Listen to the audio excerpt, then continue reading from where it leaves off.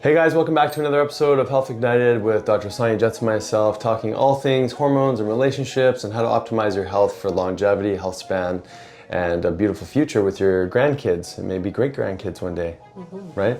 And we can't get there without discussing how to optimize your hormonal system. So if you're enjoying this content and you keep sharing it and asking questions and commenting, we so appreciate you. So please continue, like and subscribe to this communication so that we can keep you up to date and keep advancing this information forward. So a really common conversation that comes up whenever the discussion, for whatever reason, hormones is often related to this conversation of cancer. Like, oh no, I do not want to go on hormones, or hormones are bad because hormones lead to cancer.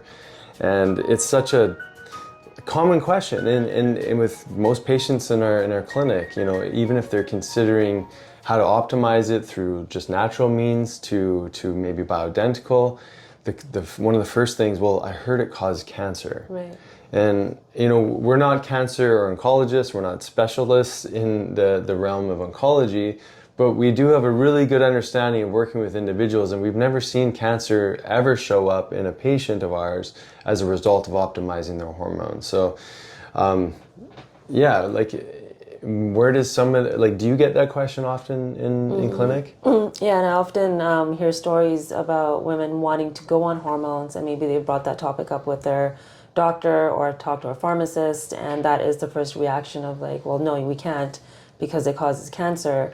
And yet we give birth control to 12-year-olds, to 13-year-olds, and not realizing that we're starting this process of bringing hormones into the body at a very young age, and that we're already replacing our hormones from just birth control, from Synthroid, like all these things. We're already doing hormone replacement. And yet when it comes to these hormones at the stage of like perimenopause and menopause, there's a lot of fear that's been created, definitely from the Women's Health Initiative, that study that was done. And that's the end of the conversation then. So women aren't really feeling like they're getting the right information or are able to ask these questions because instantly they're getting shut down. Yeah, absolutely, and same for the men too. You know, that's one of the, and every I love it when patients ask this though, because it shows me that they're invested in their experience of what healthcare means to them. They're really, you know, obviously have concerns around what it would look like to optimize these things in their life. And so it's very valid, you know, questions, and marketing is a powerful tool. I mean, when you hear that from your pharmacist or your GP, or maybe even in commercials and things like that, you really start to believe it. I mean, we see that constantly, where if something's repeated enough, it becomes part of our understanding, and whether aware of it or not, we you know, say it out loud. Well, and it's a telephone game. So exactly. somebody might have heard it from their doctor or somebody, and now they have an opinion, and then they may be talking to their friend group about hormones and saying like, no, you don't want to touch those because it's going to cause cancer, and then all of a sudden it becomes the next person's belief. So it just changes, or it doesn't change over time, or now we've created a story around them without actually investigating. Yeah, and I find it so interesting because, you know, cancer development in the body is a complicated process. And often people go, well, my mom had breast cancer, or my dad had prostate cancer, so, you know, it's inevitable, I'm going to have it at some point in time. We think we almost relate illness to like catching a cold. It's like, oh, I'm going to get it, you know, and it's just something that just happens to us. But, you know, hopefully in these conversations, you're understanding that like it's all an individualized process. We're all a unique individual with our own life experiences, our own exposures to different things. But we also know that epigenetically speaking, so environmentally triggering, that's how genes get activated in the body. So there you could have a genetic predisposition for anything, for, you know, susceptibility to concussion, or, you know, arthritis or what have you. You might have a susceptibility, but something in the environment has to be a signal for that to get activated in the body. Right. Yeah, so that's a huge one, because women will show up with maybe information around breast cancer, and maybe mom had it or an aunt had it, and so there is genetic testing that gets done to see if you have that gene. But again, that education around that gene will only turn on depending on the environment, because the statistic around breast cancer also is that 9 out of 10 are environmental. Only 1 out of 10 is genetic. So if we see that, and the statistic is 1 out of 2 women are going to have breast cancer in their lifetime, what are we going to work on? We're going to work on the environment. And it is through hormone optimization that the body gets to function in a way that it can relate to its environment, it can detoxify properly, our nervous systems are more settled. So we have to have the hormone conversation in that so we can optimize it, just because of the world that we live in today. Definitely, yeah. And if we just looked at the site of where hormones are active, they're active in the mitochondria, right? And so what are so many people suffering with in the world that we live in is mitochondrial dysfunction, which essentially means overwhelm on these little battery packs that live within our cells that are creating energy for us to heal, creating energy for us to, detoxify, creating energy for us to have thoughts and have nerve conduction in our brain. So ultimately, because of environmental influence, things change in the genetic makeup of the mitochondria, which actually in cancer cells, they revert back to their archaic form of energy metabolism, which is fermentation. And so they are not going through the typical oxidative process, like breathe in the oxygen, take that oxygen to make, generate a tremendous amount of ATP. But when they revert back to their archaic mechanisms for energy production, they're making, maybe 10% of the same energy that you would through oxidative means. And so what that means essentially is that there has to be an inherent breakdown in our metabolic function and, toxic accumulation, chronic stress. There's lots of things that lead to tissue progression towards cancer development. And so all hormones really are, in a most superficial level, they have to get into the mitochondria to tell the mitochondria to increase their activity or increase their oxygenation or increase production, increase protein synthesis. They're just a delivery, they're a communication tool. And we say that to patients all the time. So can you have toxic levels of hormones? For sure. You can get way too much estrogen from pesticides and heavy metals. They're called xenoestrogens.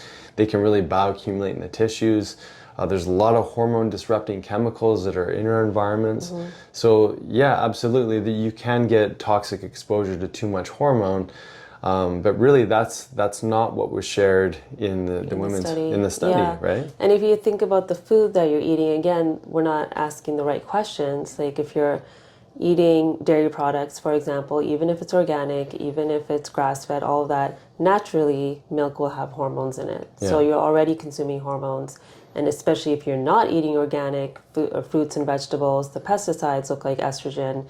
Our animals are getting injected with estrogen. So we have to start reverse engineering where this dysfunction is happening in the cells and in the mitochondria, and it's through what we're doing every single day. So if we're going to have that hormone conversation of leading to cancer, we have to look at, okay, what am I bringing into my environment that will create the environment for that cancer cell to thrive? And speaking to the mitochondria, we have so many of them in our ovaries. I think the number is 400,000. Yeah. There's so many, and I don't know if it's the same for the testes. High in sperm. Those guys have to work really hard to They need a lot of energy. Yeah. Yeah. Okay, I don't know what I was saying. Okay, well, you're saying the ovaries are a really big source of mitochondria. Exactly. Part. So then that leads to more susceptibility for this toxic overload. Yeah. And so we have to look at that when we're looking at hormone replacement, when we're looking at that connection between hormones and cancer. So even when we're providing bioidentical hormones for patients, we're having these conversations around we have to clean the environment too for efficiency of uptake of those hormones. Definitely. So just to talk a few points, you can go to many different podcasts, many different lectures of people really breaking down the WHI, the Women's Health Initiative. But these are some things that I remember from that study that I think are really relevant. One is they basically took two groups of women postmenopausal. They put women that had a full hysterectomy or ovaries also no longer in the body. They put them on a form of progesterone called progestin, and then they put them on Premarin. Neither of those are bioidentical hormones, just so that's there. Non-bioidentical means that they're a pharmaceutical mixture or structure that is not identical to what our body inherently makes. So that's one aspect. And then the other group in that study were also postmenopausal women, but with ovaries intact, and they were given Premarin only, which is pregnant mare horse urine. Basically, the hormones are extracted from the urine. So these are the two groups that were studied. Again, women well past menopause. But it turned out that there was a slight increased relative risk in cancer in the progestin group. So the women that were added or that were given progestin, this progesterone-like molecule, there was a slight relative risk uptick. And here's the problem with relative risk, is it's not taking the full population. It's comparing the two groups to one another and fractioning it down to the smallest parts. So you might see like 1 out of 100 or 1 out of 10 people and say there's a 10% increased risk factor for cancer production. But the problem in these huge studies is that we're not looking at that individual. Did that individual have cancerous cells beforehand? Was it the progestin that likely activated this trigger in that, in those very small amount of individuals?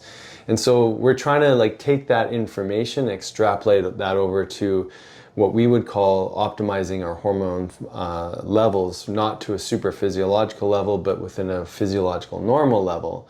And using bioidentical versions or herbs or nutrition and things like that to optimize hormone function.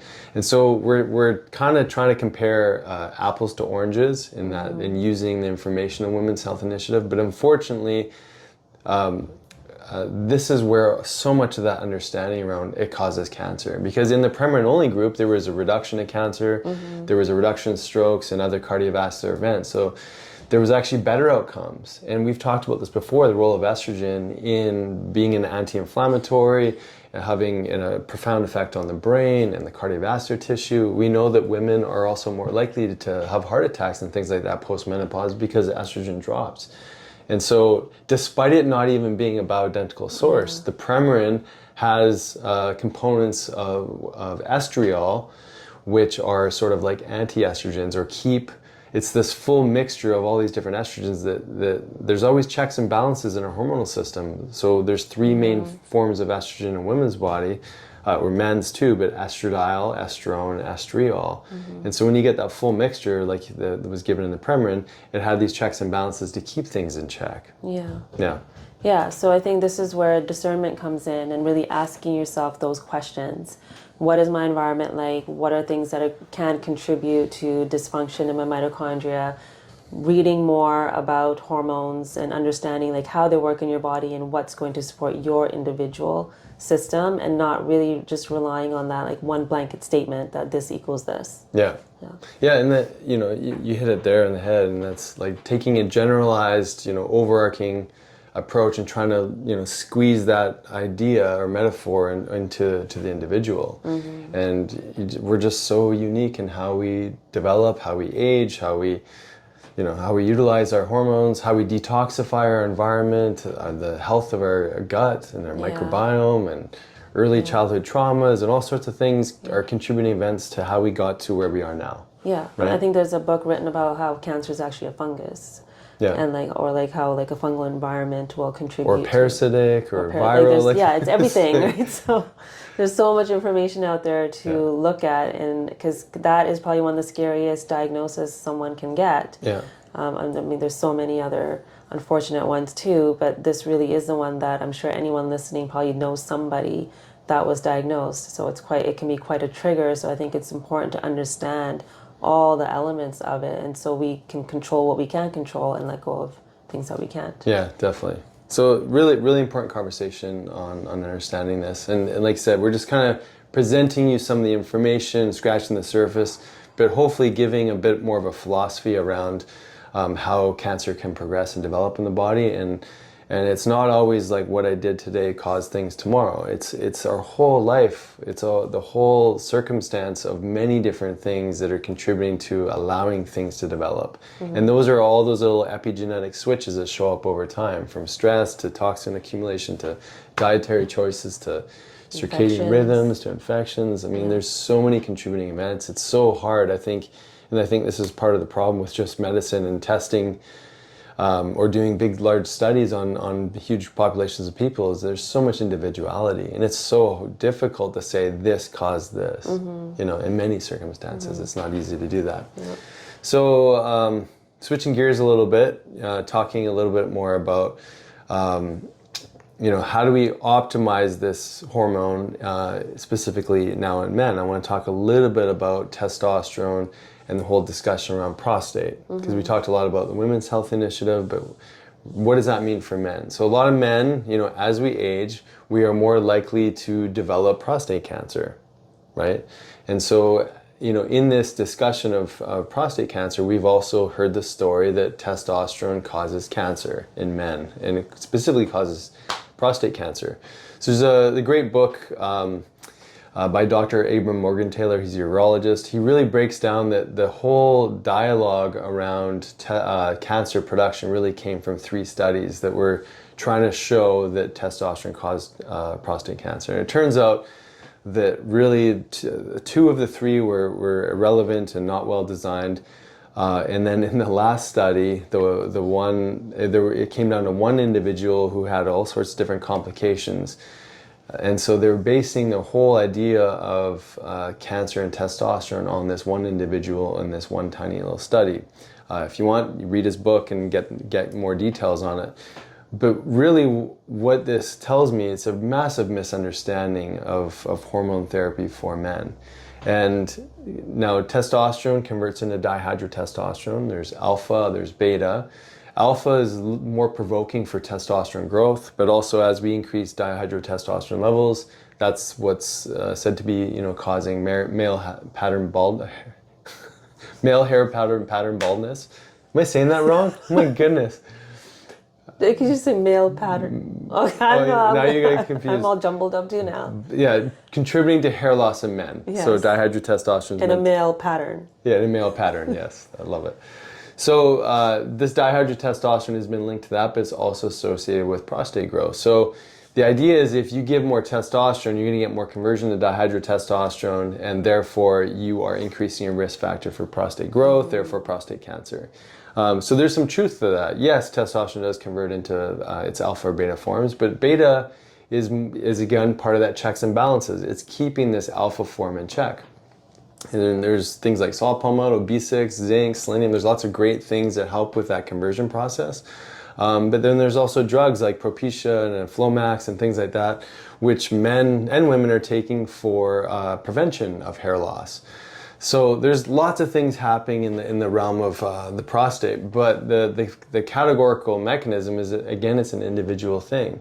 So if you increase testosterone, yes, you can get increased conversion to dihydrotestosterone, but no, that does not mean that you're going to develop prostate cancer, first of all. It might mean that your body's going to take some of that testosterone and convert it into estrogen, which is super common. But again, we have to look at people as an individual. So if someone does have high estrogen, that would be part of a contributing factor for prostate health as well. You can do a dry urine hormone test, which actually breaks down the alpha and beta forms. And men who have good ratios and good proportion of beta to alpha, they have a natural protective mechanism. Mm-hmm. And so it's always important to go back to the why. We say go upstream, get to the reason for why prostate cancer might develop. You mentioned fungal before. We see high amounts of people that are given the diagnosis of prostate cancer that have high candida or yeast. There can be parasites, there can be heavy metals, there can be other contributing factors that are leading to tissue accumulation and tissue growth. And it's not just that this causes this, right? Yeah, it goes it's back so to the simplistic. environment. Exactly. Yeah. And so you have a lot of young people that come to you for testosterone therapy. Do you feel like they too are asking these questions around cancer, prostate cancer, or are they just kind of focused on like knowing that they have these symptoms and they know testosterone is a solution? Yeah, not often. Yeah. Like it's more in the older population because they've had their PSA tested, prostate-specific antigen, which is a marker for prostate inflammation. The younger men, typically, whether or not that they're aware of it, we always talk about it because I bring it up if they don't. But whether they're aware of it or not, they eventually become aware of it. But here's an interesting population of people I've seen is that men who go on to testosterone replacement therapy at a young age, typically steroid abuse or what have you, they seem to proportionately, and in my practice anyways, proportionally have a higher PSA when they get into their 40s and 50s. Mm-hmm. And I think one of the main reasons is because it's never been managed properly at such a high level. And so they probably got a significant conversion of that super physiological dose of testosterone into dihydrotestosterone, and that was part of the problem. So I think at much higher levels, again, in my practice, we tend to see people with higher PSA later in life. Mm-hmm. Yeah. So then what are some, like, what's the testing that you're doing with them, and are you doing a Dutch test on every male that comes into? Yeah, so yeah, I mean, we always do the blood test. At a certain age, we'll definitely check the PSA, or if they're symptomatic, as in, are they waking up frequently at night? Is there any discomfort in the perineal area? Have they had a digital rectal exam maybe in the past where there was some swollen tissue in the prostate? Those are usually the signs, and then waking up frequently at nighttime to urinate. Those are all be reasons to maybe test for a PSA, and then maybe recommend get a digital rectal exam done. All of those things would be reasons why to test. But definitely in 40 plus, we usually look for PSA once maybe a year, maybe once every couple of years, just to make sure that there isn't any provoking stress in that area. And then definitely the Dutch test typically on men who have either been on testosterone for a while, have had a history of steroid abuse, or are also in the older population that are having symptoms of frequent urination, not clearing their bladder, a split stream in the urinary flow, or any difficulty with flow whatsoever. We do want to look deeper at what could be contributing to that problem. Yeah. So anyone that you've put on testosterone, like, has that any men come to you saying that, me feeling this way, like low motivation, the symptoms that we've talked about before, is affecting my relationship, or is affecting like how I'm showing up at work, or is affecting how I'm being a father? Like, are they aware that there's a connection between this like sex hormone and how they're like showing up in life? Or is it more like my performance, my recovery, like those kinds of things are being targeted? Yeah, I think men are becoming more in tune, or maybe it's just the people that I get a chance to work with, but they're aware of many different factors. And a lot of our men, it's not really on the libido side. I think really, this is where you shine too, is really being able to have a conversation around having intimate conversations, like feeling like you can actually connect with your partner, and feeling like that relationship dynamic that maybe like just desire for one another, or lust maybe help to get through the first part of the relationship, but now they're in a new version of the relationship that they're having to, maybe they had kids, and there's other dynamics that have interfered with how they're connecting with one another. But there's this evolution that I think that not every couple knows how to engage in. So that difficulty with conversation or connection can be part of the conversation, but it could also be strength has gone down, or like feeling like they're not as happy or as patient as they are. They're more likely to be irritable. And that irritable one is funny because typically irritation is associated with too much testosterone, but it's actually more the opposite, that we lose our patience as our testosterone declines. But it's quality of life, and the way that it's articulated by the patients is a little bit unique, but it usually revolves around performance and energy, and feeling like weak and tired, or feeling like you just don't recover after you exercise or after play sports. There's this slowness to things, and so I got a chance to play soccer with some old guys last week. And it was so funny because we show up and everyone's like very specific about stretching. They're absolutely, they need to stretch beforehand. Like, you don't see young people stretching. No. I never stretched when I was younger. Our boys barely do it now. They do it because they should. Yeah. They do it because they're told they should. And I don't remember ever really doing that properly when I was playing, basketball in college and whatnot, and high school, and a little bit here and there.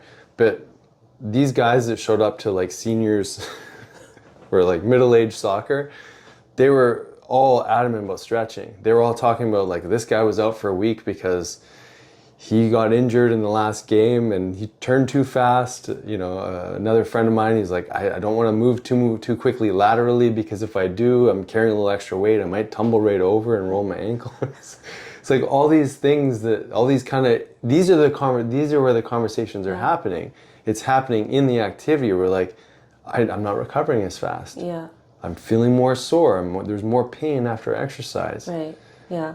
I also think we're just more tuned in as we age too. Yeah, I think so too. I mean, when you watch like the kids playing, or even like in your teens or even in your 20s, like your focus really isn't even on recovery. No. It's just, I just want that adventure. I just want to do that. So now we know, what can happen if we don't get a good night's sleep. Or Yeah. even yesterday was the boy's birthday, and you kept asking if I wanted to play, and my hip was already feeling a little bit funny, and I'm like, no, I know what's going to happen, because I'm going to want to put 100% in, but my body's like, you could probably do 50% today, and so I had to pause and say no. It's a defining factor, I think, in this stage of life, and and I wouldn't say that it's absolutely correlated, like just because you're getting older, this is happening. But no, I don't actually think it's a negative thing. No. I think we're just more aware, so we know what we need for optimization. For sure. But we categorically, we will recover faster when our hormonal system is online versus not. Yeah, exactly. Cool. Well, I think that's a great conversation to have, just around the fear around what does optimization look like? Can it cause cancer? What does that mean for men and women? And then I love that you brought in this conversation around, like, what are those people really struggling with? And it's often, and I think, like, future podcasts, obviously we're going to dive in a little bit more about the changes in relationships over time and how those hormones are needing to be utilized in a different kind of way, because there's more body awareness, there's more emotional awareness. Hopefully we've developed our prefrontal cortex so we can observe our behavior a little bit more instead of just reacting to the environment. So more of that to come, right?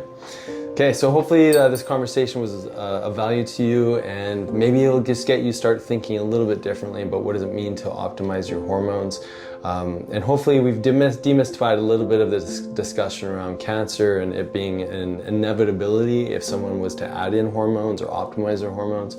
And so, but obviously there's so much more to this conversation, which we're going to continue. And so thank you so much for tuning in. And if you want more details and dive into this conversation with us, please join us on our Health Ignited Club, where we meet once a month to really flesh out these details and be in community and have conversations with people that are involved. So you can find that on drsjensen.com, and it's the Health Ignited Club. Thanks so much for watching.